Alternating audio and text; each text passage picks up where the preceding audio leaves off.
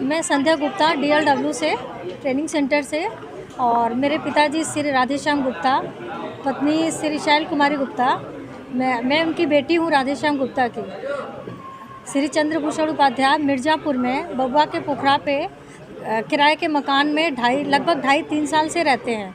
और उन्होंने मेरे पिताजी का मकान कब्जा कर लिया है, और जब हम लोग बोलते हैं तो वो जान से मारने की धमकी देते हैं और कहते हैं कि हम आप लोगों को जान से मार देंगे।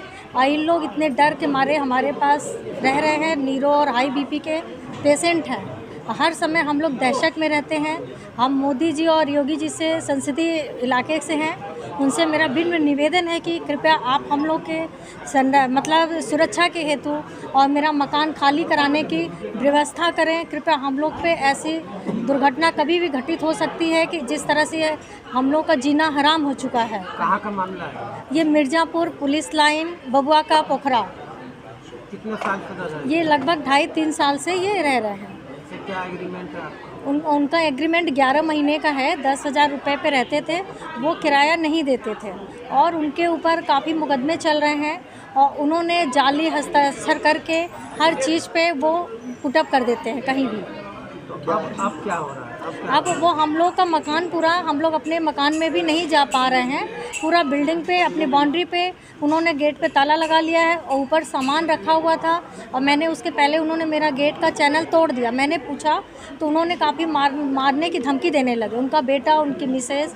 और उन्होंने कहे जो करते बने कर लें, पर पुलिस मेरी क्या बिगाड़ लेगी। कितने साल से आपके मकान में रह रहे हैं? वो लगभग 2.5-3 साल से वो रह रहे हैं। कब पता चला कि कब्जा करना है? ये हमको धीरे धीरे आभास होने लगा। उन जब किराया नहीं दे रहे थे तो मैंने उनसे 26 जनवरी को मैंने उनसे कहा, पिताजी को हम लोग गए थे तो उन्होंने हमको जान से मारने की धमकी दी।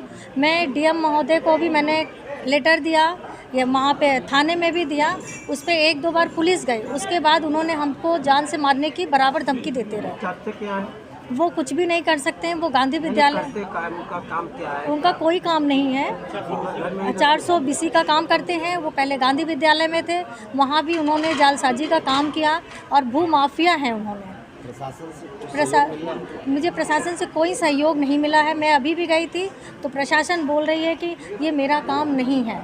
कृपया कहाँ इनकी शिकायत आपने की? मैंने थाने में भी किया, DM के यहाँ भी दिया। DM के पास एप्लीकेशन है। थाने में मैंने कप्तान साहब के यहाँ भी गए थे। अभी मैं जस्ट गई थी, शनिवार को भी मैं वहाँ पे गई थी। मतलब आपको न्याय मेरा अभी कहीं भी न्याय नहीं है। मोदी जी और योगी जी से मेरा विनम्र निवेदन है कि कृपया हम लोग को जान से मारने की धमकी के सुरक्षा हेतु को व्यवस्था की जाए, और मेरा मकान खाली कराया जाए जल्द से जल्द।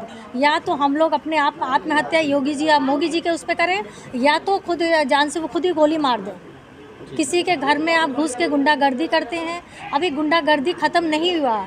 योगी जी सर कहते हैं कि हम बुलडोजर चलवा देंगे, हैं गुंडागर्दी नहीं होने देंगे, लेकिन गुंडागर्दी यहाँ अभी भी चल रही है। हम लोग न्याय की मांग कर रहे हैं। कृपया आप लोग हम लोग को व्यवस्था की जाए, प्रशासन और हर ढाई पौने 3 साल से इनके मकान में रह रहे हैं। जब इनको शंका हुआ कि ये गुंडा किस्म के प्रवृत्ति के हैं, तो ये लगभग साल भर से ये कह रही हैं कि मकान हमारा खाली कर दीजिए। और ये महीने में 1 बार 2 बार अपने ऊपर वाले मकान में, क्योंकि इनको 4 क्वार्टर नीचे का दिया गया है और ऊपर वाला 4 क्वार्टर इनके कब्जे में रहता है। इनका भाई भी रहता है, ये भी आती हैं। पूरा सामान वहाँ पर पूरा पड़ा हुआ है। और इनसे जब कहा गया तो ये कहे कि हमने मेंटेनेंस खर्च चाहिए हमको 1,21,000 रुपया। ये किस चीज़ का? आप रहते हैं तो आप देख रेख नहीं करेंगे? कहे नहीं, ये आपकी जिम्मेदारी है। हमसे कहे कि ब्रजेश जी आप जो है, हाँ 90,000 रुपया, ये 1,21,000 मांग रहे थे। तो ये हुआ कि हम कहीं विवाद नहीं करना चाह रहे हैं। ये लोग सीधे साधे आदमी हैं। ये डर के मारे वहाँ से भाग करके बनारस जो है आ रहे हैं। जब वहाँ पर गए हैं तो जो है मारने की धमकी दिए, और उनकी औरत वो लोगों का, अब हम लोगों का गुंडागर्दी शुरू होगा। ये कब कहे? 12 तारीख में ये 90,000 रुपया लिए। 16 तारीख को कहे मकान को हम खाली कर देंगे, और कहे ब्रजेश जी आप विश्वास रखिए। फिर उसके बाद मंगलवार का दिन पड़ा। उन्होंने कहा कि मैं ब्राह्मण हूँ, मैं मंगलवार को मकान नहीं खाली करूँगा, हमको 1 दिन का और मौका दीजिए। हम कहा ठीक है, हम दूसरे दिन आ जाते हैं। कहीं नहीं, आपको आने की आवश्यकता नहीं है।